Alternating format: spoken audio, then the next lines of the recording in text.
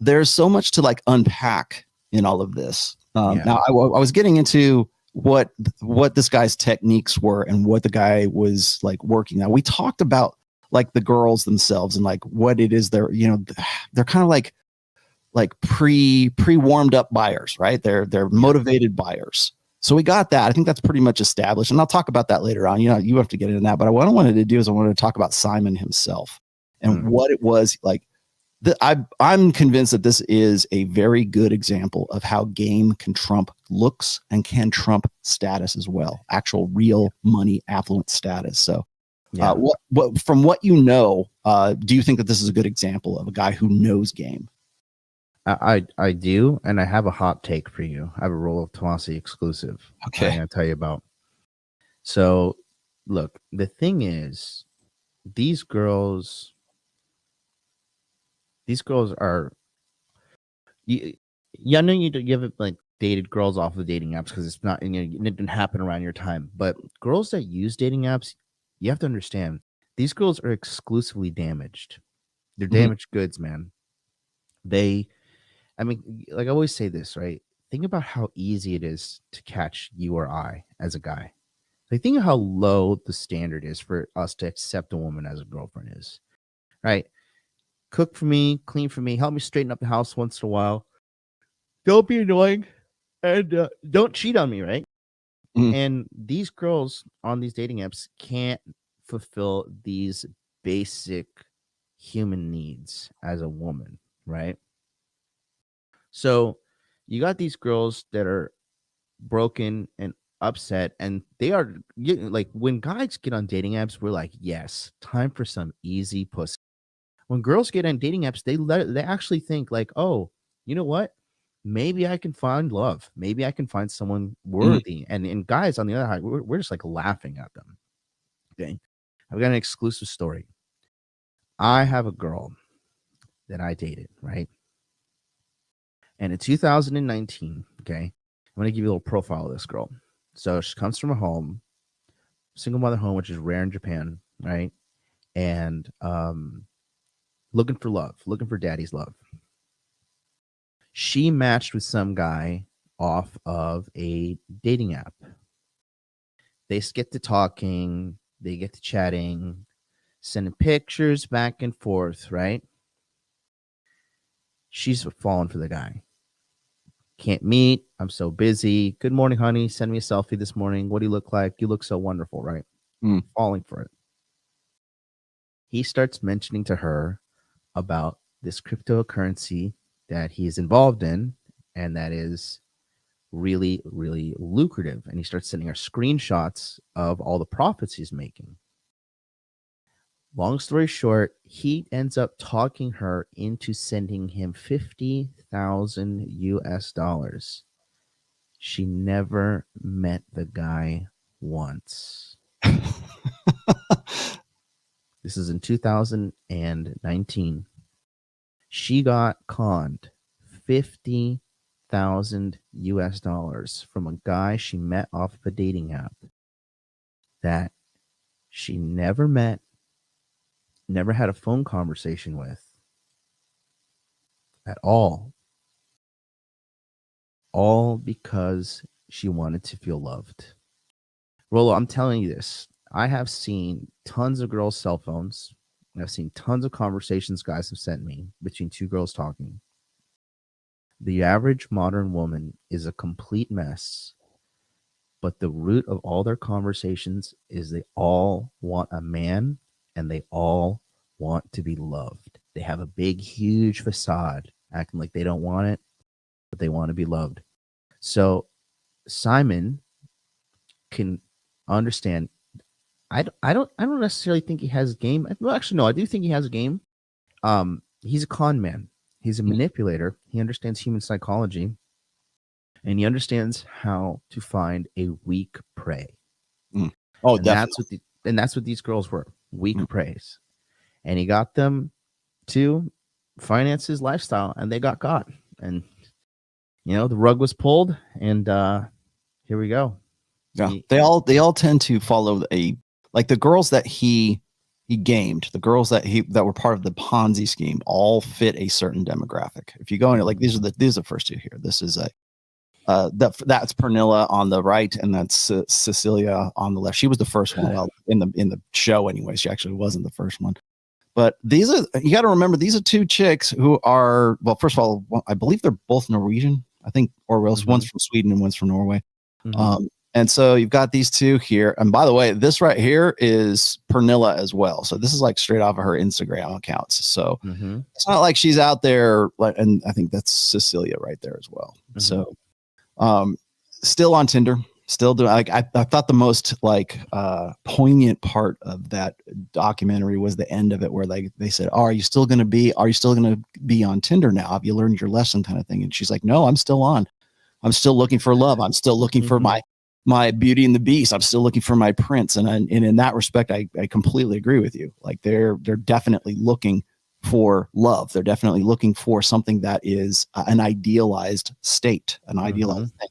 Now, remember, these girls are falling in love with this guy who has Lamborghinis and, a jet set lifestyle. And I said this when I was on Fresh and Fit, is like, women don't want to marry a man. They want to marry a lifestyle. Part of that lifestyle is that fantasy of having that guy who's got his shit together, who's a powerful guy, who's got money, who money's no object.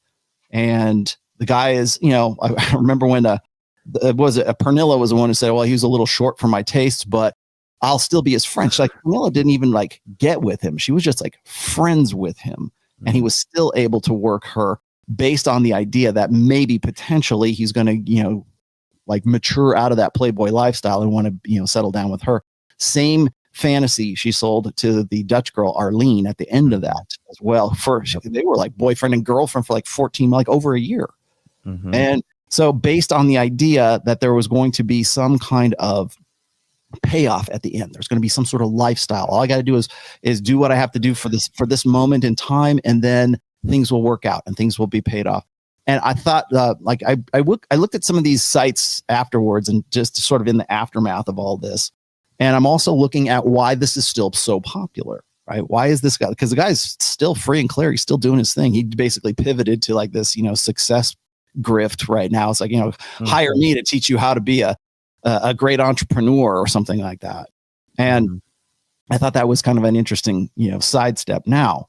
But what was really interesting to me was the Twitter fallout, or the popularity of this. And now there's a podcast for it. These girls are going on daytime talk shows. They're really getting built up for being the ones who got bilked out of all this money. They have a GoFundMe account right now to the tune of $250,000, or no, it was more than that. Actually, it was $600,000, between the two of them or something like that. And the fact that they would say, hey, we want you to, we're crowdsourcing this money to pay for our debts that this guy incurred. And it's like, well, essentially what you're doing is you're asking mostly women, I would say, to participate in affording this guy's lifestyle, because that's what it was. And they were the ones who made the decision to do that. I thought this was interesting here. So this babe took out $250,000 worth of loans for a boyfriend. What the hell? I don't even understand the thought process behind that. I feel sorry for her, because he must have manipulated the heck out of her. Just wow. I mean, he did. He played her. He got her good, bro. Of course, of 9 different credit cards. And I mentioned this yesterday on Rule Zero. At what point does the rationality and the reason say, you know what? At what point does a woman ask the question, am I getting suckered here? And clearly that point is 9 separate credit cards, to the point right there, as you were saying, if it is the fact that they want to feel loved and they want to live out this fantasy, it is worth 9 separate credit cards before they get to the point where they go, you know what, maybe this isn't what I think it is. Miss MLD, one time I had a banking error here, right? And I needed to put up $27,000 for moving into this place, this little penthouse thing I'm living in here. And obviously we were dating at the time. It had been 4 years at that point, but she cleared out her savings account and gave me the money. She knew I was good for it. But, if I wanted to be Mr. Scumbag Tinder swindler guy, I could have just rugged her and just disappeared with the money. But girls don't. I don't think women view money the same as men do. I know they don't view money the same way we do. Yeah. You know, money is just an object for them to get what they want, which is love and security from a man, provisioning. You know, and they'll do it. They'll do it to get what they want. But you know, I'll say that. Excuse me. I'll say that these girls, you know, quite frankly, they got that was coming to them, and I think that it's a pretty example. I don't think it's a coincidence that all these chicks are in the epiphany phase. Yeah. And Yeah, like, you know, like at the tail end of like, okay, like, you know, am I actually gonna get love? Is this my last chance to get some love? Or am I, you know, am I gonna be alone forever? And honestly speaking, I think after they got fame, some of these girls might get saddled up with a faithful beta. I doubt they're gonna get out the alpha of their choice. But they probably, you know, some simp is out there watching that shit. They're like, I'll save you, baby. I will be the anti-Tinder swindler. Yeah. So it's that want of uniqueness, saying I'm not like other guys. I'm not like that guy is. In fact, your guy, he doesn't even have to be the Tinder swindler. It could be like a woman's sexual past.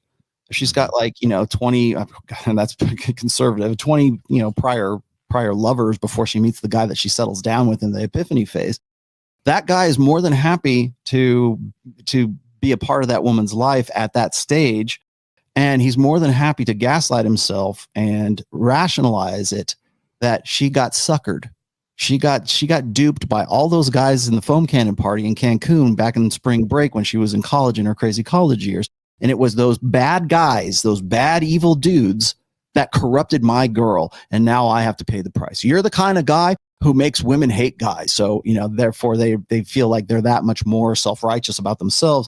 But also that's also their rationale for why they're in the position, why she's an alpha widow, why the war brides dynamic works for her. Why there's a lot of different dynamics you can attach to that. But when guys get into the situation where they're the he'll do guy, he's the plan B, they will come up with and they'll do it on their own. They'll come up with any rationale to convince themselves that this is why my girl is damaged, and I have to untangle her mind. Now I'm the one who's responsible for solving her problems for her. But don't worry, I'm a guy. I'm a good, upstanding dude, and I'm gonna stick with you, baby, and don't worry about it. And you know, just because that guy ruined you, that you're still pining for on Facebook or social media, whatever, I'll still stick around and I'll try to make your life better for you. And what do you think the contrast is? The girls just wanted to go get ran through? I think at the time, I say get ran through, but I think that at that time, we don't do right now. I mentioned this yesterday on Rule Zero. What we don't do is we don't hold women accountable, and we're not judgmental enough with women. We're not judgmental enough I don't say judgmental, because that's not even really what I'm getting at. What I'm saying is like being discerning and having the balls to say, you know what, maybe this dude who's on this plane and driving around in this Lamborghini, maybe you probably shouldn't just pick up and go jump on his jet with his baby mama and fly off to Belgium or Belarus or wherever you went with this guy. Maybe that's not a good idea. No one stepped in and said that. One girl said, "Oh, you know, are you sure you're going to be safe?" And she's like, "You know, you only live once, you know." Yeah. And there's no father, there's no brother, there's no strong masculine guy that says, "You know what? No, you're not doing that, because I don't want you to die. I don't want you to end up in getting, shit on your boobs in Saudi Arabia because you got sold into white slavery or some shit like that, right?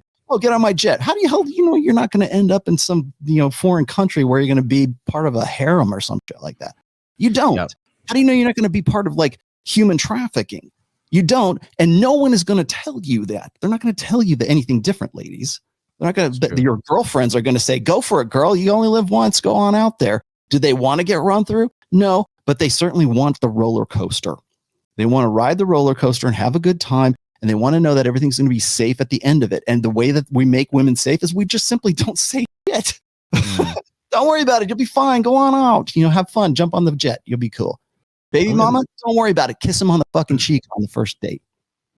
Yeah, no, like I said, I think that's gonna be my 2 cents. I gotta go back to bed. I just want to pop in. No worries. I'll better prepare next time. But I was up. No, it's okay. It's okay. I know it's early there. I shouldn't ask you to come up so early, but that's cool. I gave it a go, but look, I'll just say that the guy definitely has game. Because game is understanding your prey psychologically, and he got these girls. These girls got bad, bro.